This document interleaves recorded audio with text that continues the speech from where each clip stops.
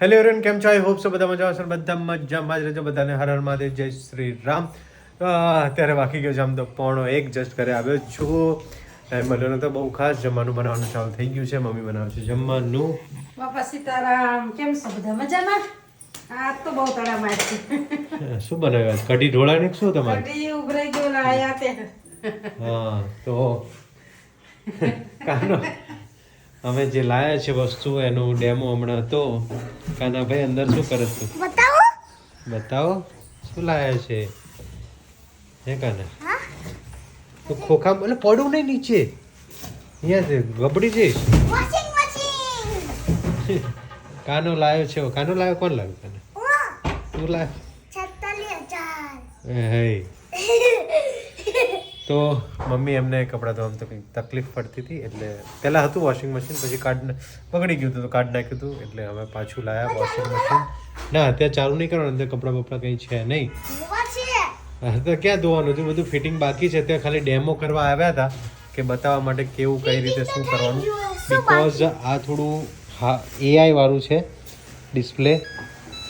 આમાં બધું wifi connect ને એવી રીતે બધું ઓપ્શન છે. આવી રીતે ઓન થાય છે ને મમ્મી? હા. હે ઓન થાય છે. સિસ્ટમ બધી અલગ. હા આખી ડિસ્પ્લે પર છે. અહીંયા કર પછી શું કરવાનું? પછી આ દબાવવાનું, હા, પછી દબાવવાનું. દબાઈ રાખવાનું. ઘડીક દબાઈ રાખવાનું. આમાં તો કંઈક અલગ જ થાય છે. અને વાઈફાઈ સિસ્ટમ છે તો મોબાઈલથી પણ કંટ્રોલ કરી શકાય જે રીતે કરવું હોય એવી રીતે. મેન્યુઅલ પણ હતું પણ એનામાં થોડો ઘણો પૈસા વધારે હતા. બીજું એઆઈ સપોર્ટવાળું લઈ લો. વાઈફાઈથી કે તમે મોબાઈલ પર બેઠા બેઠા કંટ્રોલ કરી લેજો. જમવાનું બનાવતા હોય ને મોબાઈલથી કંટ્રોલ કરી લેવાનું જે કરવું હોય. શું કેવું કાને? ટાઈમ તો બધું એમને સેટિંગ થઈ જાય. ઓલા મશીનમાં ટાઈમ સેટિંગ કરવો પડે. મશીન પહેલા હતું અમારે પણ બગડી ગયું. અરે ચાલુ થઈ ગયું આ તો જો બંધ કરો. ડ્રમ ફરવા માંડ્યું. બંધ કરી દે. ખાના બંધ કરી દે. બંધ કરી મશીન દે. તો ઘણા ટાઈમથી બગડી ગયું પણ અત્યાર પાછી તકલીફ પડતી હતી હવે. હવે ઘરમાં 7 જણા છે, પછી કામ કરવામાં ઘર મોટું એટલે પછી ટાઈમ જાય. આ દુકાન થાય ને પાછી. હમ. દુકાનનું વધ્યું ને, દુકાન રોજ માર જવું પડે ખોટી થઈ. માનસી ને હવે રહેવા દેવા પડે મમ્મી નહીં એટલે થોડીક તકલીફ પડે છે. નહીંતર તો ન પડે. ચાલો તાર જમવાનું બનાવો. ભૂખ લાગે છે મારે તો તોય બરાબરની નહોતું હો મને. નહીં, મારે તો તોય નહોતું લાવવું પણ મમ્મી. છોકરા કે ના મમ્મી શરીર હાચવો. છોકરા સાચી વાત ને. હવે ઉંમર જાય એમ પછી લોડ પડે કા બોડીને તો પછી ખોટું બીમાર પડે એટલે લઈ દીધું. પછી કાનાલાલ વાળ કપાઈને આવ્યા છે અત્યારે. કાના લઈ ગયો તો વાળ કપાવવા માટે. હા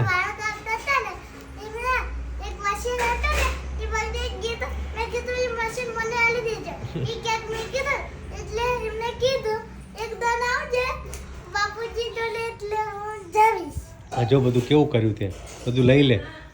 હા ચાલો હવે જમવા બેસી ગયો. ભૂખ લાગી. ચાલો કાના ભાઈ ફૂલ જોશમાં બપોરે આમ લેસન. બપોરે ને આમ તો 4:30 વાગ્યા છે ને કાના. પણ આવી રીતે કેમનું લેસન કરે? ઓલું પડીકું ખાઈને અહીંયા મૂકી દીધું, ઈન સરખું મૂકી દે. આ કેવું અસ્ત વ્યસ્ત કર્યું છે કાના તે તારું.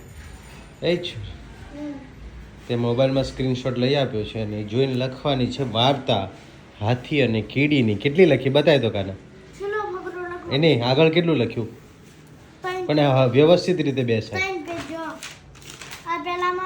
હા એ બે આખું પેજ ના કહેવાય તો થોડુંક જ હતું. હા હા કેટલું બાકી? થોડુંક જ છે ને. ફટાફટ લખી નાખવાનું. લખી નાખો ફટાફટ. 7:30 વાગી ગયા છે ને હું આવી ગયો છું ઘરે. અને અમારા કાનાભાઈ મોબાઈલ લઈને બેઠા છે, ફુગ્ગો લઈને. લેસન થઈ ગયું દીકા. કાલે સ્કૂલ જવાનું, રજાઓ પૂરી. હા કયો? હા કેમ?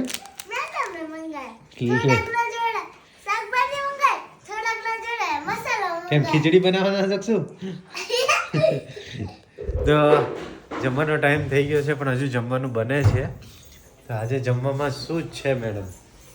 આજે જમવામાં ઘણા ટાઈમે બનાવ્યું છે આપણે દાલ બાટી. શું વાત છે? તળીને બનાવે છે એમ ને? શેકીને તો નહીં મેળ પડે એમ ને? એ ચૂલામાં શેકાય તો ઓલું ભાઠામાં નહીં તો જામે. ઓલું બધું ગેસ ઉપર જ શેકાય. દાળ બાળ બની ગઈ? हाँ दाल થઈ ગઈ. દાળ બની ગઈ છે. ये दाल हो गई है. इसमें કે સ્પાઈસી इसमें धनिया डालना है. ये लहसुन वसन नाख्यो अंदर? वो मैं लहसुन डालना पहले प्लान नहीं था, फिर बाद में प्लान हो गया. બરાબર કેટલી બાટી 3 3 6 ના હજુ લોટ બીજો બંધાય છે. હા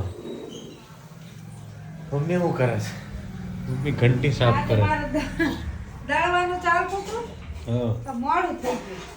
ભજન વચ્ચે લેવા રહ્યા. આજે ભજન મસ્ત આવ્યું છે બાપા સીતારામનું, સાંભળી લેજો. મુકાઈ ગયું છે ને આવી ગયું છે. તમે બ્લોગ જોતા હશો તા તો ઘણું બધા જોઈ લીધું હશે. હા બરાબર ને? મુકાઈ ગયું છે તો 7 વાગે કમ્પ્લીટ મુકાઈ ગયું છે ને અત્યારે વાગી ગયું છે 7:30. તો ફટાફટ દાળ બાટી બને પછી બાપાને ને માતાજીને ધરાઈને પછી અમે પેટ પૂજા કરીશું. સરસ મજાની પેટ બાટી પૂજા. આજે તળીને બનાવી છે.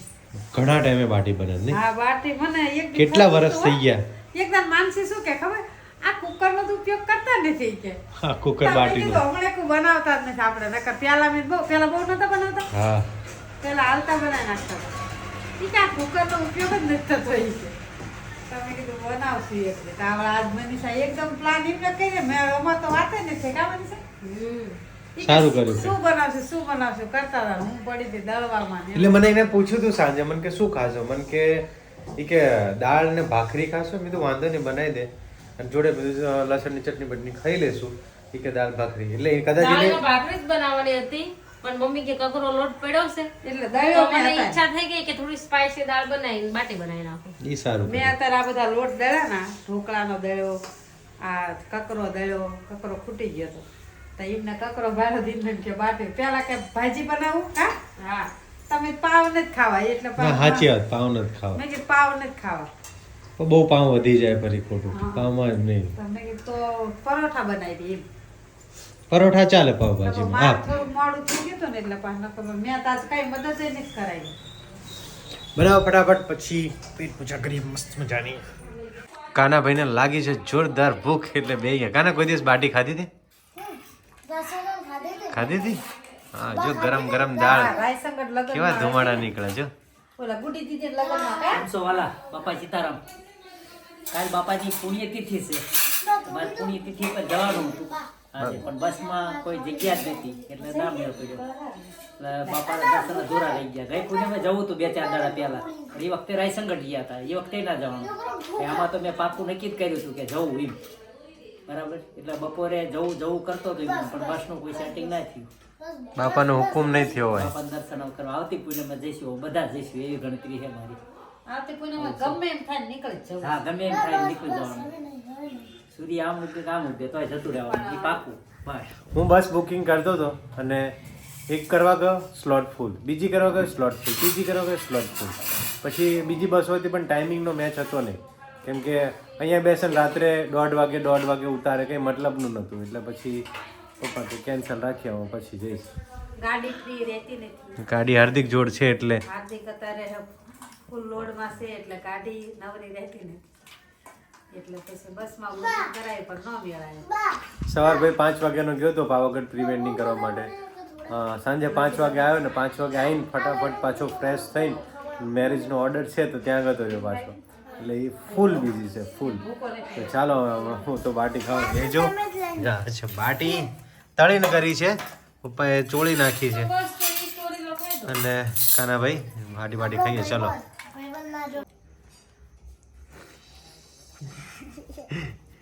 કાના વાળ કપાઈને અલગ લાગે હો થોડુંક મોટું મોઢું લાગે હા મોટા વાળમાં મસ્ત લાગે પણ હો કાનું હા તમને હાર્દિકબેન બેન મોટા વાળ બહુ ગમે. પણ સ્કૂલમાં હવે એલાવ નથી સ્કૂલમાં મોટા વાળ થાય ને એટલે તરત કહી દે કે ભાઈ વાળ કપાઈ નાખજો આ એ તો તે વિદ્યાર્થી શિસ્તબદ્ધ દેખાય ને શિસ્ત બંધ પણ મોટા વાળમાં એવો મસ્ત લાગે આમ સ્માર્ટી હોય હાર્દિકબેન લગ્નમાં કેવો મોટા કરે રાખે એ તો બહુ કેવો જોરદાર બીમાર હતો પડ્યો તો હા એ તો નજર બજર લાગી ગઈ હોય હા. એ તો ક્યુટી બોય હતો ક્યુટી બોય આનો થારો ખોર્યો ના ના ખવરિયો ના, નથી એવું પણ તોફાની બહુ મને તોફાન હેરાન બહુ બહુ થઈ ગયો છે હેરાન બહુ કરો મને તો કેમ ખાય હજી એમ. જો એને દાલ બાટી ખાધી થોડી હવે પાછો બીકાનેરી સેવ ખાવા બેઠો કાના વ્યવસ્થિત બેસી જા આ મેનર્સ ના કહેવાય આમ સીધો પલોઠી વાળીને બેસી જાઓ એકદમ પલોઠી જો આમ પરોઠીવાળાને કીધું તને હા બસ એમ પલોઠી વાળીને બેસી જા એટલે મેનર્સ કહેવાય આને આજ તો એટલો રેતીને ઢગલામાં રમ્યો હોય ને કે વાત નહીં કરવાની અમારો 2 કલાક રમ્યો છે લગભગ. અમારે અહીંયા આગળ છે ને અમારી સોસાયટીનું નવું નાળું બને છે તો રેતી ને કપચી બધું નખાવ્યું છે આજે રેતી માં બે ત્રણ નાના છોકરા છે. એક વાત કહું મમ્મા આમ જો ના ના મન નથી ખાવી, મારે ખાવી જ નથી. ના મારે નથી ખાવી. મમ્મા જો શું મમ્મી ક્યાં હતા મારે? પપ્પા મમ્મા જો પ્રેન્ક કરવાનું હતું. આ લઈને આવ્યો બરાબર. આ ઓલું કાઢવા દીધું મેં લાઈટ કર શું કાઢો છો? લાકડું તો પણ બાર લાઈટ નથી ચાલુ? બાજુ નથી. કાનન લેસન ચેક કરસ કે? કરે કામ થોડું ખોટું લખ્યું હતું, સુધારાવાનું છે. નાસ્તો કરે હા એ સેવ ખાતો તો.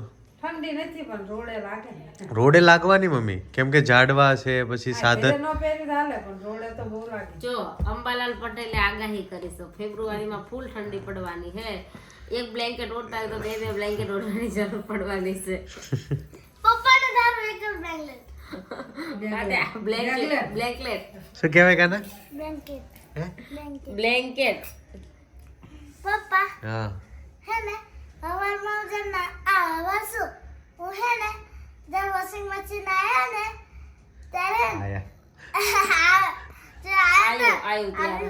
है ना वॉशिंग मशीन अंदर में क्यों ना रहते पर लहंगे हाँ मैली लेंगी ने वॉशिंग मशीन बनाई દીધી હવે ધોવા જ છે પડી પડી. હજી તો કાના કનેક્શન કરવાનું છે એનું, કેમ કે જૂનું કનેક્શન બંધ કરી દીધું. હવે બીજી જગ્યા આ મોટું છે, પહેલા નાનું હતું, તો હવે જગ્યા ફેરવવાની છે અને લાઇટનું પણ કરાવવું પડશે કનેક્શન. હા તો ઓલું પ્લગ એ આઘું પડે છે ને, એમાં એવી પ્લગ જોઈ બહાર ઓલું છે પણ એ નાનું પ્લગ છે એ ન હાલે. કાલે મારા ઉખાણાનો જવાબ કોઈ આપ્યો આપ્યો છે રમેશભાઈ જાપડિયા. એવું? મેં એમને comment લખ્યું છે આપણે જે તમે કીધું હતું ને હા. ઉષા ભાભી હા. બસ છે એવી રીતે ઈ જ જવાબ આપ્યો છે. Thank you Rameshbhai. ના મેં આજ કોમેન્ટ નથી જોઈ. એમને આપ્યો છે કમ્પ્લીટ સાચો જવાબ છે એમનો. બરાબર બીજા કોઈને નથી આપ્યો સાચો જવાબ. એમનો તો આમે હોય જ છે. તો હવે તમે તો બધાને કહી દો શું જવાબ આવે. મામીજી અને ભાણેજ વહુ થાય. હા ભાણેજ વહુએ દોરડું માંગ્યું હતું અને ના મામી હા એવું જ હા એવું જ. એટલે ભાણેજ વહુ તમે છો તો તમારા નણંદના આપણા દિલીપભાઈના વહુ થાય એમ. હા, એમ. ઉષા હા ઉષા થાય એમ. હા એમ ઉષા એમને ના ખબર પડે ને, તમારા નણંદના એમ બોલે. મારા નણંદના ભાણિયાન વહુ. હા બસ એમ. હા એમ. એટલે ઈ ભાણિયાન વહુ મને એમ કહે ને કે મારા સસરા તમારા સસરાને સસરા કહે. હા. એટલે આપણા મારા નણંદોઈ હોય ઈ મારા સસરાને ફુવા કહે ને, એટલે સસરા કહે એવું. કાના ભાઈ હવે લેસન વેસન જે છે હું બધાને એક પ્રશ્ન પૂછું એ બધાને ખબર હે એ તમને કહેવાનો એવી કઈ વસ્તુ હે એ તે બધાને દીખી લાગે મરચું હું જ કહી દઉં મરચું. ના કોઈ ના કહેતા ના ના ના ના ઓલું કેસ તો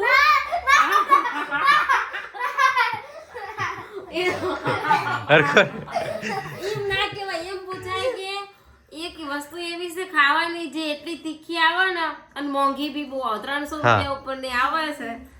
એક છે એક વસ્તુ આટલા બોક્સમાં આવે છે, હિન્ટ આપું, રેડ કલરનું બોક્સ છે.